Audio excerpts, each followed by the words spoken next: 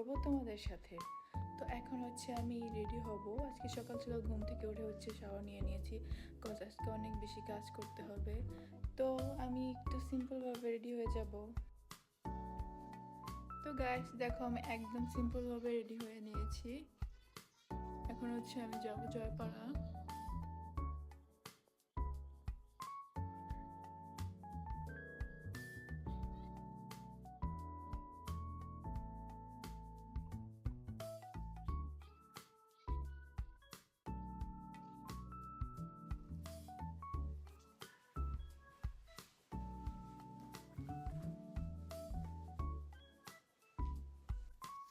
যেহেতু শাওয়ার নিয়েছি, আমার চুল ভেজা, দ্যাটস ওয়াই চুলগুলো খোলা রাখতে হয়েছে। যেহেতু আমার মাইগ্রেনের প্রবলেম, আমি চুল বাঁধতে পারি না, ভেজা চুল। সো এটা নিয়ে আবার অনেক অনেক কথা বলবে, হিজাব পরেছে, চুল বের করে রেখেছে।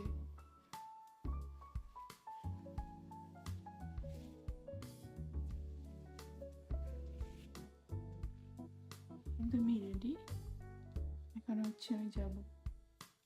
তো এই তো বের হয়ে পড়লাম। আজকে লাকটা হচ্ছে ভালো ছিল, দ্যাটস ওয়াই হচ্ছে রিক্সাটা পেয়ে গেছি।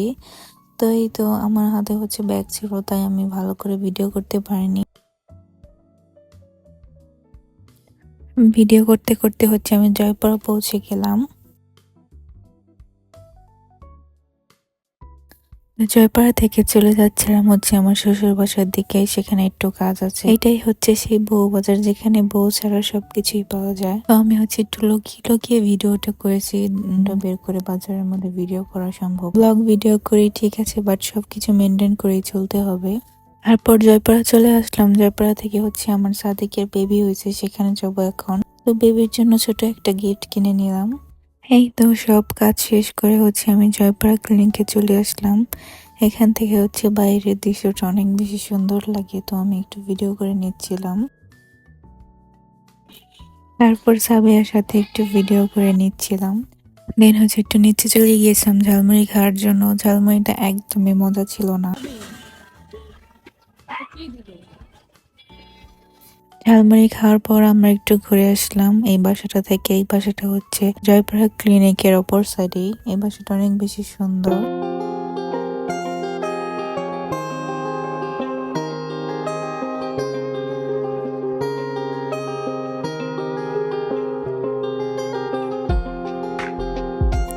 তো এখানে আমি ফুলের সাথে হচ্ছে একটু ভিডিও করে নিচ্ছিলাম।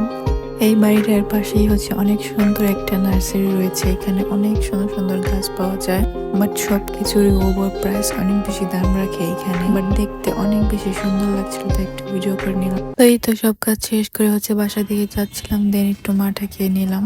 ফাইনালি বাসায় আসলাম, সেই সকালে বের হয়েছি, অনেক বেশি টায়ার্ড আমি। সো সবাই ভালো থাকবেন, আল্লাহ হাফেজ, গুড বাই।